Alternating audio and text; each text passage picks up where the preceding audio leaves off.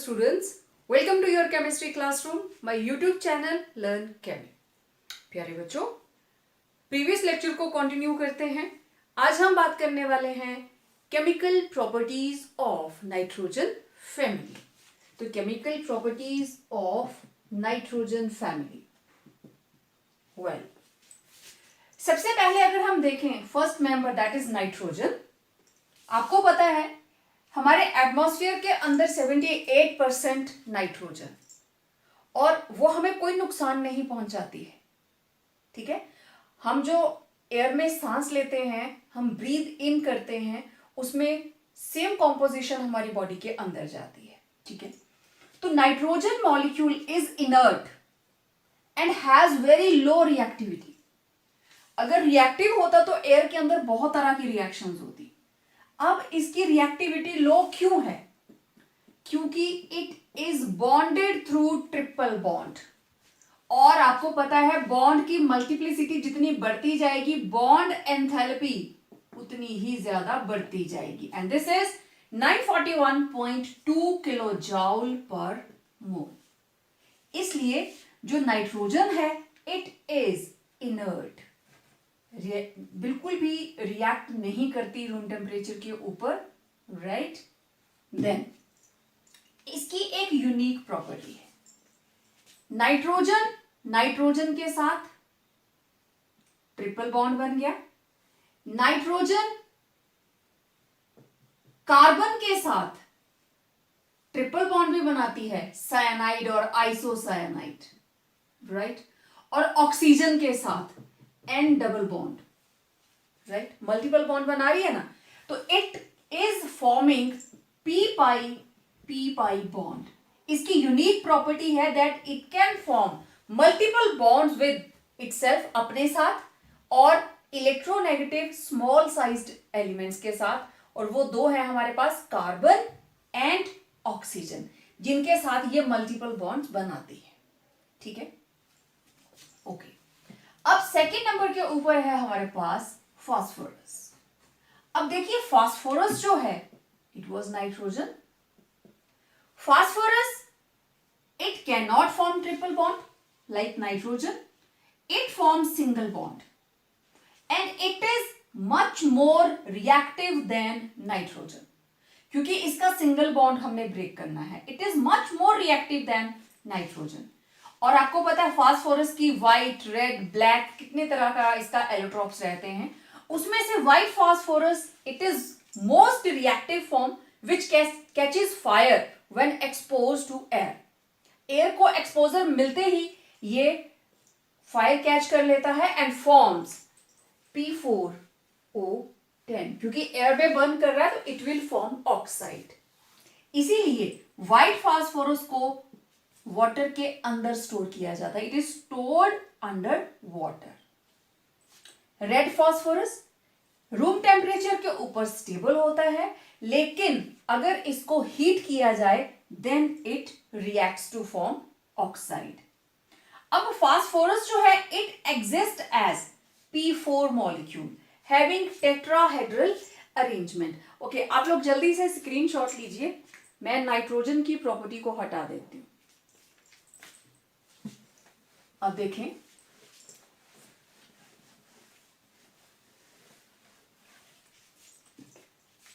One, two, three, four, this is tetrahedral arrangement. तो phosphorus it exist as P4, not as N triple bond N। P triple bond P exist नहीं करता। ठीक है, अब एक question आता है, Nitrogen exists as a discrete molecule N2 and gas, while phosphorus exists as solid. Phosphorus solid रहता है, नाइट्रोजन गैस रहती है। रीजन, फास्फोरस के अंदर देखो नाइट्रोजन ट्रिपल बॉन्ड क्यों बनता है? मल्टीपल बॉन्ड, नाइट्रोजन के पास ओवरलैप करने को 2p, दूसरी नाइट्रोजन के पास भी 2p। आपको पता है नाइट्रोजन 1s2 2s2 2p3, तो इसको जब हम बनाते हैं this is 2s 2p, 2s के अंदर 2 इलेक्ट्रॉन, 2p के अंदर सिंगल, ऐसे ही दूसरी नाइट्रोजन, उसके पास भी 2 इलेक्ट्रॉन और P के अंदर सिंगल सिंगल इलेक्ट्रॉन, और आपको पता है ऐसे ओवरलैपिंग हो जाती है, तो it form triple bond.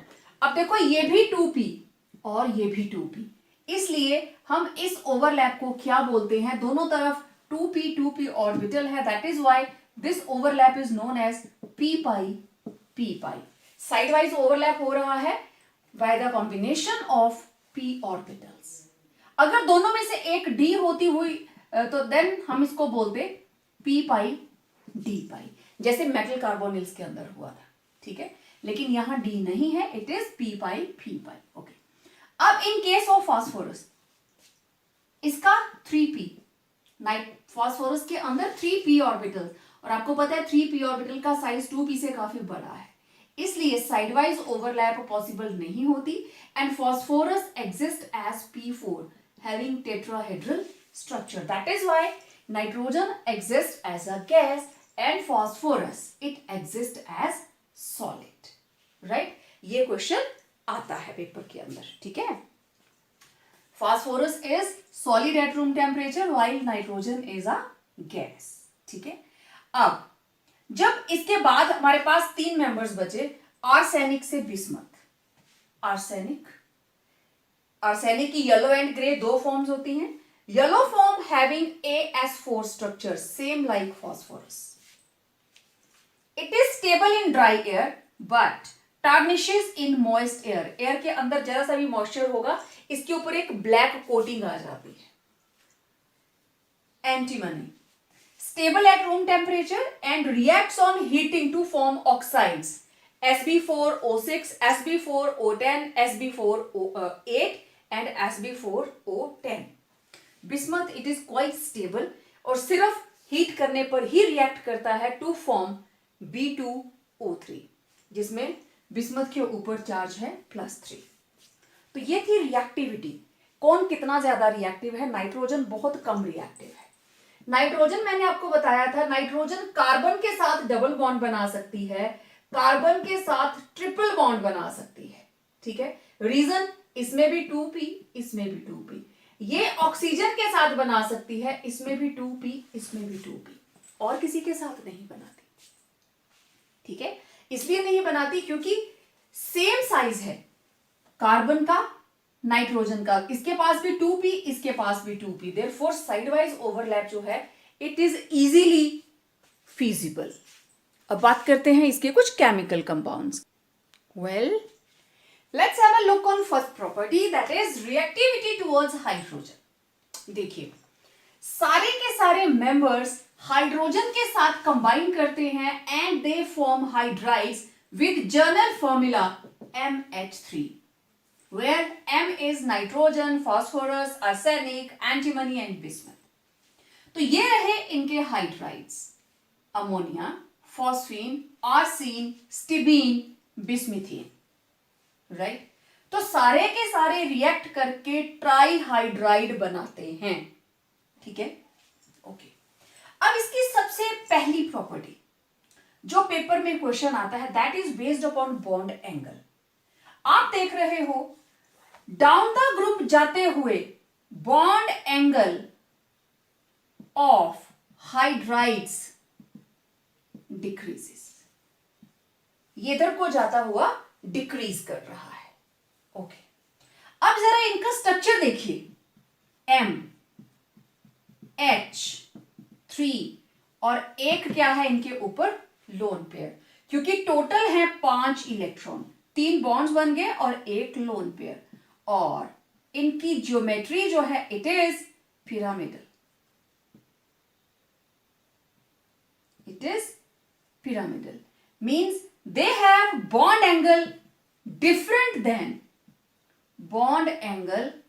different than normal tetrahedral, ठीक है, and it is less than 109.5 degree, और इसका एंगल, अब जैसे सभी में एंगल अलग अलग है, अमोनिया के अंदर इट इज 107.5, फॉस्फीन के अंदर 93.6, और क्वेश्चन ये है why bond angle decreases down the group. ये सभी हाइड्राइड्स का नॉर्मल स्ट्रक्चर है, हमें ये बताना है कि अमोनिया से बिस्मिथीन तक जाते हुए बॉन्ड एंगल डिक्रीज क्यों कर गया। ठीक है, ओके। अब ये तो जनरल स्ट्रक्चर था। अब मैं दो का कंपैरिजन लेती हूं, अमोनिया और फॉस्फीन। ये रहा नाइट्रोजन, नाइट्रोजन के ऊपर एक लोन पेयर और ये रहे 3 हाइड्रोजन।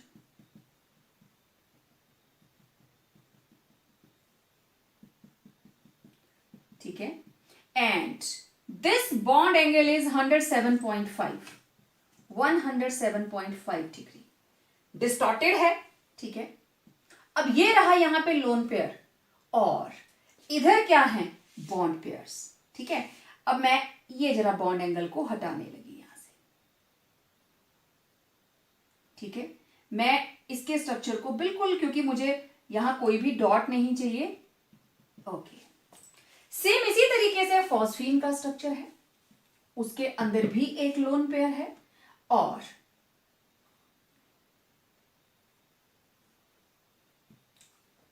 फास्फोरस।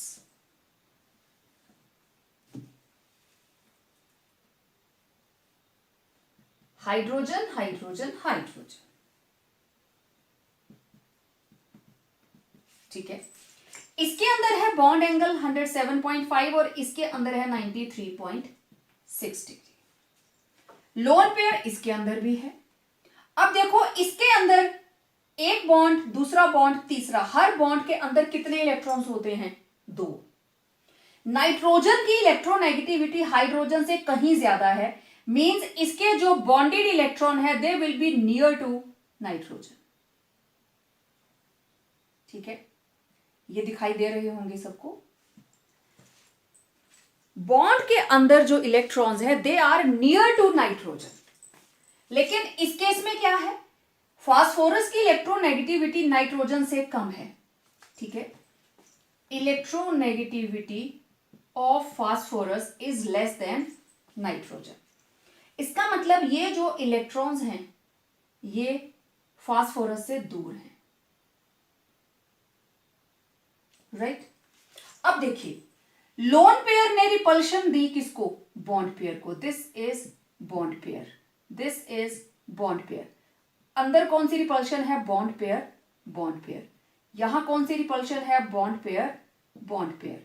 और ये कौन सी रिपल्शन है, this is loan pair bond pair, loan pair bond pair. आप इस थ्योरी को बहुत अच्छे से जानते हैं। बॉन्ड के अंदर के इलेक्ट्रॉन्स बॉन्ड पेयर। अब देखो, ये इलेक्ट्रॉन्स बिल्कुल नाइट्रोजन के नजदीक हैं, तो जैसे ही ऊपर से प्रेशर अंदर की तरफ को आया, ये बॉन्ड्स क्लोज हुए। अब क्योंकि ये बिल्कुल नजदीक हैं, तो अंदर से रिपल्शन बाहर को जाएगी। नॉर्मल एंगल क्या था, 109.5, लेकिन बाहर से प्रेशर ज्यादा है, लोन पेयर ज्यादा रिपल्शन देता है, उसने इसको अंदर को प्रेस किया, अंदर से प्रेशर बाहर को आया और एक इक्विलिब्रियम डिस्टेंस बना 107.5 के ऊपर। उसके बाद बाहर और अंदर वाली दोनों रिपल्शन जो है वो स्टेबल हो गई, तो ये मॉलिक्यूल सेटल हुआ 107.5 के ऊपर आकर।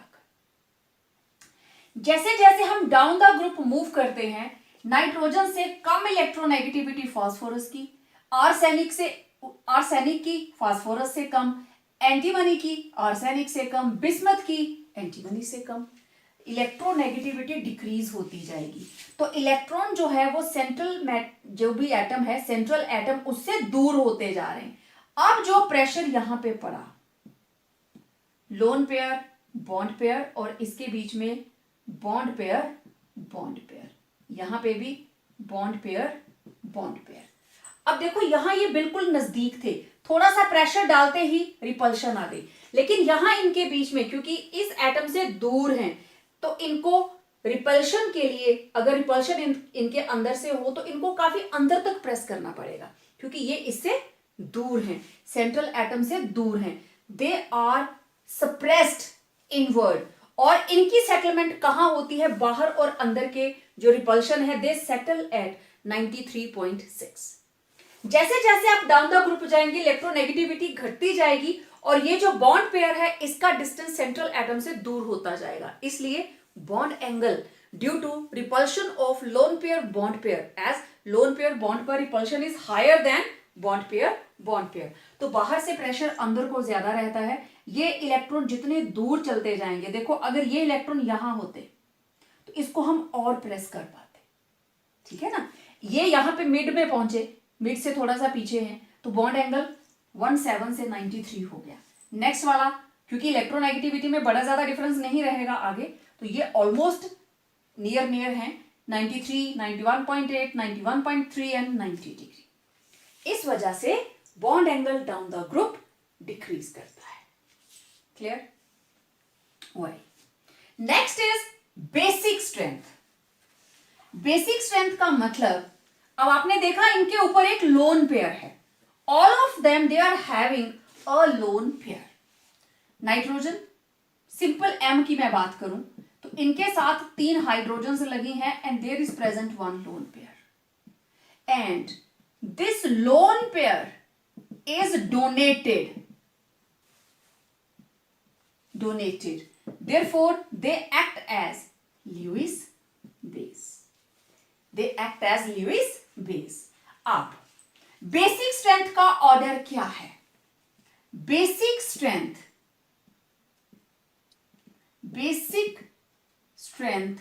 decreases down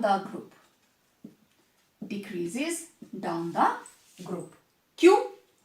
सबसे best ammonia, phosphine, arsine, stibine और लास्ट में आएगा bismuthine. Ammonia is the best Lewis base और कॉम्प्लेक्सिंग एजेंट, क्योंकि ये लोन पेयर देता है। अमोनिया क्यों? क्योंकि due to smaller size of nitrogen, loan pair is concentrated on small space and therefore available due to smaller size of nitrogen and high electronegativity। ये भी एक फैक्टर है, and high electronegativity। The lone pair is concentrated on small space and therefore available for donation के लिए ये available है। therefore ammonia इसकी basic strength सबसे ज्यादा, और जैसे जैसे आगे बढ़ते जा रहे हो साइज बड़ा होता जा रहा है। साइज बड़ा होने के कारण इलेक्ट्रॉन्स दूर तक फैला होगा cloud, that is not available for donation, right. Next property is thermal stability. Okay, अब इनमें से वो कौन है जो हीट को सबसे ज्यादा रेजिस्ट करेगा? तो thermal stability decreases down the group. मतलब अमोनिया जो है it is highly stable and bismuthine जो है इट इज लीस्ट स्टेबल। ठीक है, highly stable and bismuthine is least highly thermally stable. This is least thermally stable. Heat के लिए अगर आप गर्म करेंगे, इसको हीट प्रोवाइड करवाएंगे, अमोनिया स्टेबल रहेगा, नहीं टूटेगा, बिस्मिथीन सबसे पहले टूटेगा। Reason, yes, why? देखो सभी के साथ क्या लगा है? हाइड्रोजन। ठीक, नाइट्रोजन का साइज है स्मॉल, तो इसके साथ 1 2 3। फास्फोरस का साइज थोड़ा बड़ा हो गया, तो 1 2 3 करते करते बिस्मिथ तक पहुंचे, साइज और बड़ा हो गया। तो सबसे बेस्ट बॉन्डिंग होगी जिनके साइज ऑलमोस्ट सेम है, और इनके बीच की बॉन्डिंग है ना, ये हमने एक बड़ा सा पंपकिन कद्दू लगा दिया और कद्दू के साथ हम एक नींबू की बॉन्डिंग करवाने की कोशिश कर रहे हैं, ओवरलैपिंग प्रॉपर नहीं होगी। ठीक है, तो जितना साइज बड़ा होता जाएगा बॉन्ड लेंथ बड़ी होती जाएगी। ठीक है, on moving down the group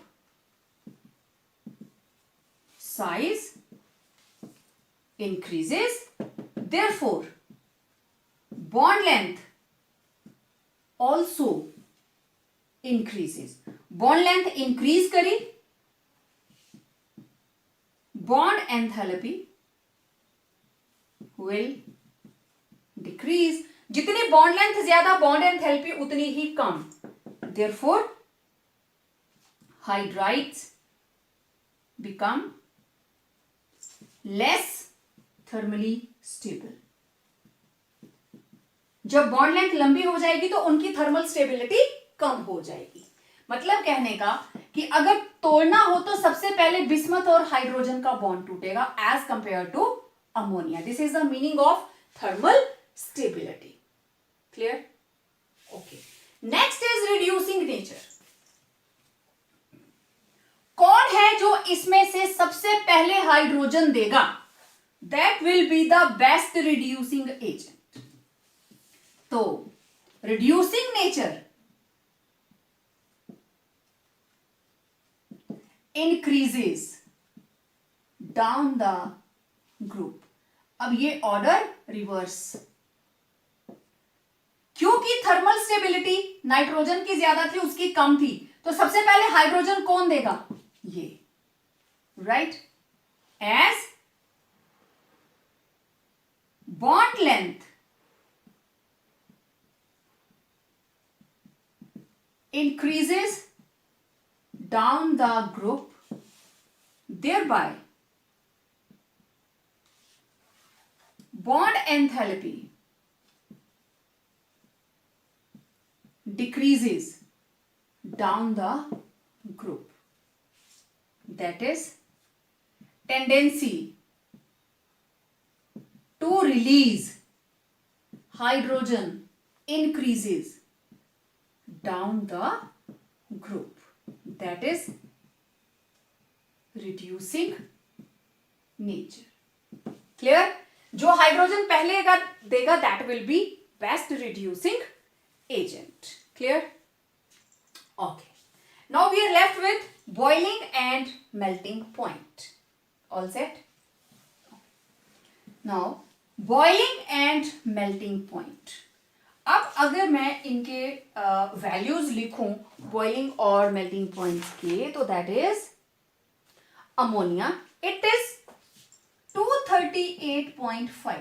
this is melting point 238.5 and phosphine 185.5. This is in kelvin. उसके बाद में है आर्सीन ASH3, it is 210.5. Then antimony, it is 258.5 and bismuthine, it is 298. It is 290 Kelvin. सारी की सारी वैल्यूज जो है they are in Kelvin. Kelvin, Kelvin, Kelvin, Kelvin. यहां से यहां मेल्टिंग पॉइंट डिक्रीजेस और उसके बाद मेल्टिंग पॉइंट इंक्रीजेस. अमोनिया का मेल्टिंग पॉइंट फॉस्फीन से ज्यादा है. This is due to hydrogen bonding. Nitrogen के मॉलिक्यूल के अंदर आपको पता है इंट्रामॉलिक्यूलर हाइड्रोजन बॉन्डिंग.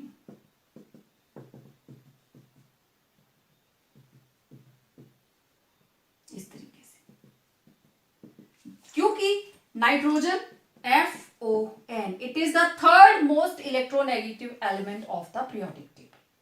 ठीक है? इसलिए नाइट्रोजन जो अमोनिया है इसका मेल्टिंग पॉइंट ज्यादा है as compare to phosphine.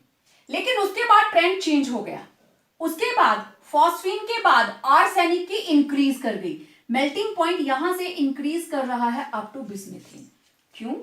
This is due to increase in size of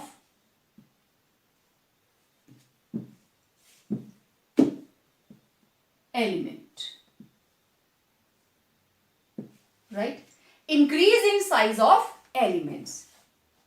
Due to increase in size of elements, surface area increases, that is van der Waals force. Van der Waals force of attraction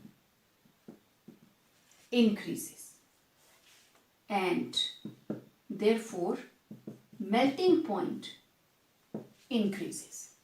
आपको पता है when डर वाल force of attraction surface area पे depend करती है. आगे move करते हुए साइज बढ़ रहा है, size goes on increasing, therefore van der Waals force of attraction also increases and melting point increases. तो ये थे various properties of metal hydrides. अब बात करते हैं रिएक्टिविटी टुवर्ड्स ऑक्सीजन.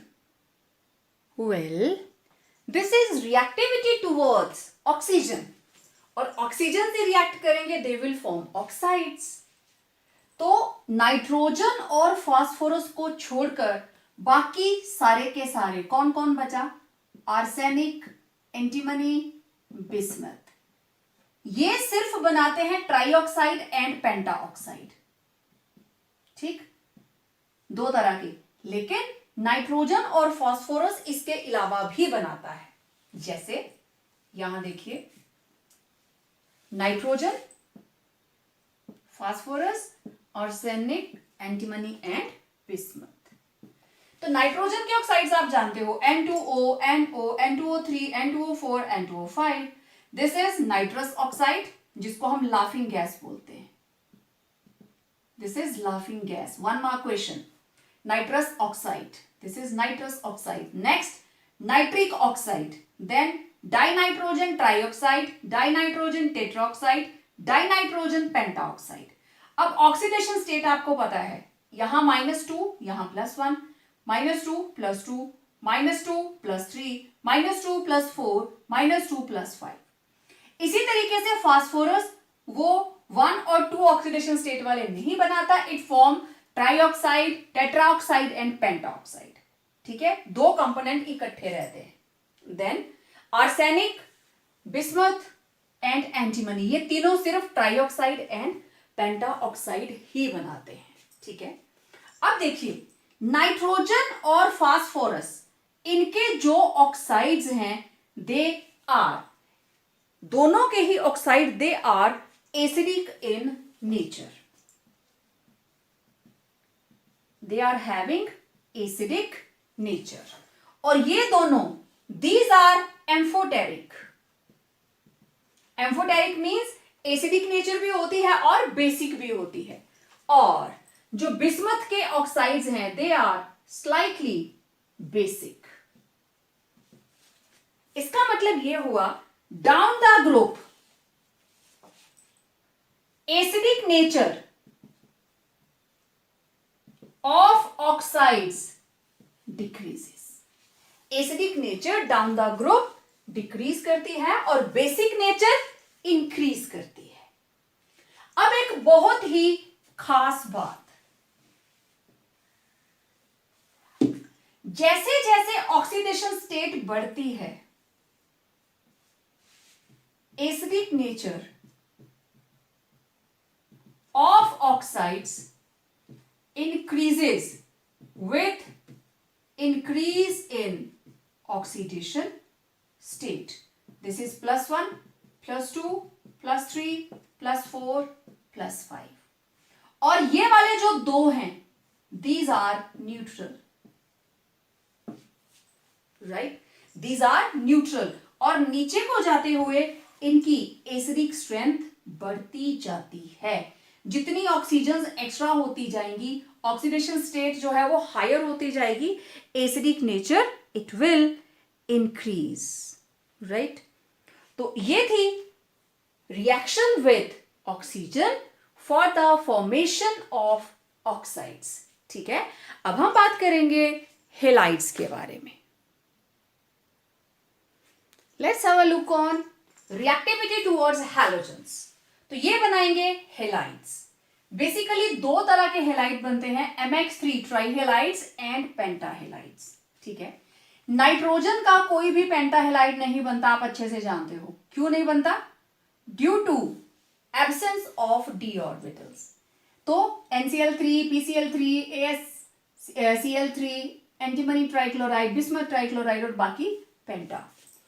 बिस्मथ का सिर्फ एक ही पेंटा हेलाइड नोन है and that is BiF3, BiCl5, BiF5, BiCl5 exist नहीं करता। ठीक है, अब इसमें से अगर आप नाइट्रोजन के ट्राइहेलाइड्स को देखें तो they are least stable. Nitrogen के ट्राइहेलाइड बहुत कम स्टेबल हैं। इनमें से NF3 ही एक स्टेबल है। NCl3 it is explosive in nature. NBr3 and Ni3 ये इंडिपेंडेंटली एग्जिस्ट करते ही नहीं। अब ऐसा क्यों? NF3 is stable. Reason, nitrogen और फ्लोरीन दोनों का जो साइज है ऑलमोस्ट सेम, दोनों का साइज सेम है। अगर आप इनकी बॉन्ड लेंथ के बारे में बात करें तो इट इज 75, नाइट्रोजन की रेडियस 75 और फ्लोरीन का 72, ऑलमोस्ट सेम। इसलिए दोनों आपस में ओवरलैप करके स्ट्रॉन्ग बॉन्ड बना लेते हैं। जैसे जैसे हैलोजन का साइज बढ़ता जाता है, नाइट्रोजन और क्लोरीन के बीच का बॉन्ड लेंथ जो है वो बढ़ गई। उससे ज्यादा बॉन्ड लेंथ ब्रोमीन की, सबसे ज्यादा आयोडीन की। तो सबसे पहले ये टूटता है। ठीक है, तो NF3 it is quite stable और बाकी के जो है दे आर अनस्टेबल। राइट, तो ये थी नाइट्रोजन के ट्राइहेलाइड्स के बारे में इंपॉर्टेंट इंफॉर्मेशन। राइट, अब देखिए, अगर हम ट्राई और पेंटाहेलाइड के स्ट्रक्चर की बात करें तो ट्राइहेलाइड्स के अंदर कोई भी मेटल यहां पे लगी होगी, एलिमेंट लगा होगा, उसके 3 बॉन्ड्स होंगे और एक उसमें लोन पेयर होगा। ठीक है, क्योंकि NS2 NP3 3 अनपेयर्ड इलेक्ट्रॉन और 2 पेयर्ड इलेक्ट्रॉन, तो दे will form single single bond and one will be lone pair. Right, तो ये बन जाता है टेट्राहेड्रल। इनका स्ट्रक्चर रहता है टेट्राहेड्रल।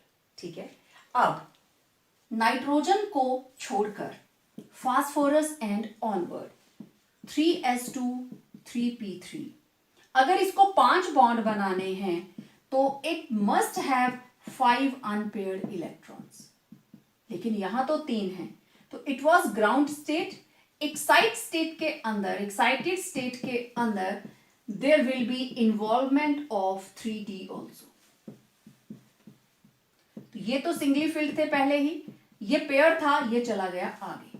देखो जरा कौन सी हाइब्रिडाइजेशन हुई, sp3d, और इसके लिए अरेंजमेंट क्या होता है, trigonal bipyramidal, chlorine chlorine chlorine and chlorine.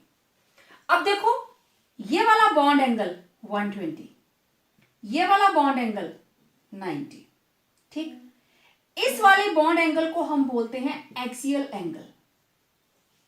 ठीक, और ये वाला जो ट्रायगोनल प्लेनर वाला है, दिस इज इक्वेटोरियल एंगल। ये जो अंदर वाले बॉन्ड हैं तीनों, दे आर इक्वेटोरियल बॉन्ड्स, और ये वाले जो हैं दीज आर एक्सियल बॉन्ड। ठीक है, तो फास्फोरस के अंदर ये जो पेंटाहेलाइड्स है they are very less stable. PCl5 ये जल्दी से टूट कर दे देता है PCl3 प्लस Cl2। ठीक है, ये वाले बॉन्ड स्टेबल, 3 एक तरह और एक अबव द प्लेन और एक बिलो द प्लेन। तो पेंटाहेलाइड्स की स्टेबिलिटी इतनी ज्यादा नहीं होती, क्योंकि 5 एलिमेंट्स को संभालना दैट इज क्वाइट टफ। ठीक है, तो PbR5 टू अनस्टेबल।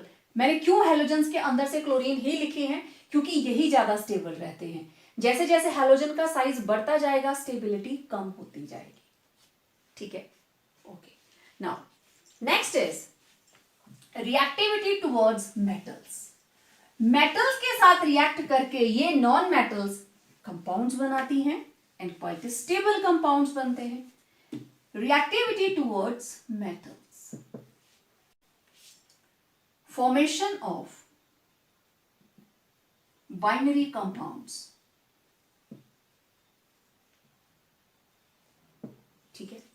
देखे कौन कौन से? दे रिएक्ट विद मैग्नीशियम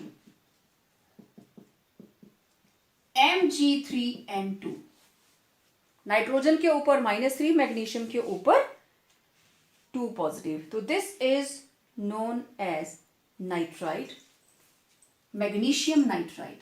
तो ये कंपाउंड्स बने नाइट्राइट्स, तो इसका नाम मैग्नीशियम नाइट्राइट। सेम इसी तरीके से Mg3P2 फॉस्फाइड, नाइट्राइट फॉस्फाइड, ठीक है। सोडियम के साथ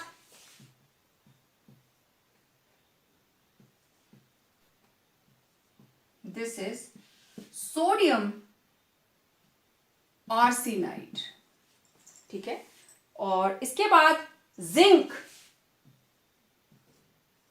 एंटीमनी, एंटीमनी के ऊपर 3, जिंक के ऊपर 2, तो it is zinc antimonite, zinc antimonite. Then magnesium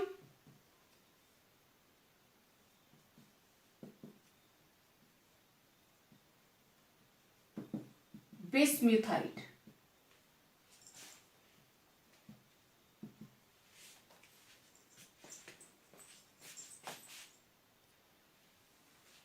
ठीक है। तो देखिए, जो नाइट्रोजन के साथ बनेंगे दे आर नाइट्राइट्स, फास्फोरस के साथ बनेंगे दे आर फॉस्फाइट्स, जो आर्सेनिक के साथ बनेंगे दे आर आर्सेनाइड्स, जैसे यहां पे सोडियम आर्सेनाइड। देन जो एंटीमनी के साथ बनेंगे एंटीमोनाइड, एंटीमोनाइड, और जो बिस्मुथ के साथ बनेंगे बिस्म्यूथाइड, ठीक है। अब देखो कैसे पता चला सोडियम 3 आर्सेनिक 1, आर्सेनिक के ऊपर चार्ज -3, सोडियम के ऊपर +1, करो जरा क्रॉस, इसके 3 यहां आ जाएंगे, आर्सेनिक का 1, क्योंकि इसके ऊपर है चार्ज -1, इसके ऊपर है चार्ज -3, हो गया बैलेंस। जिंक का +2, एंटीमनी का -3, क्रॉस हो गया, -3 +2 क्रॉस हो गया। इस तरीके से आप कोई भी कंपाउंड, जैसे आप छोटी क्लासेस में लिखते आए हो ना, बिल्कुल वैसे ही आप लोग लिखेंगे, right. So it was all about chemical properties. Now we are left with some important compounds like preparation of ammonia, phosphine, उनकी properties, then phosphorus की properties, उसके बारे में बात करेंगे हम नेक्स्ट जो लेक्चर होगा उसके अंदर। तो आपको ये केमिकल प्रॉपर्टीज का लेक्चर कैसा लगा? इसको लाइक करें, अपने फ्रेंड्स के साथ शेयर करें, एंड यस, चैनल को सब्सक्राइब जरूर करें, and keep your notification bell on. So, stay tuned for next video. Till then, stay home, stay safe.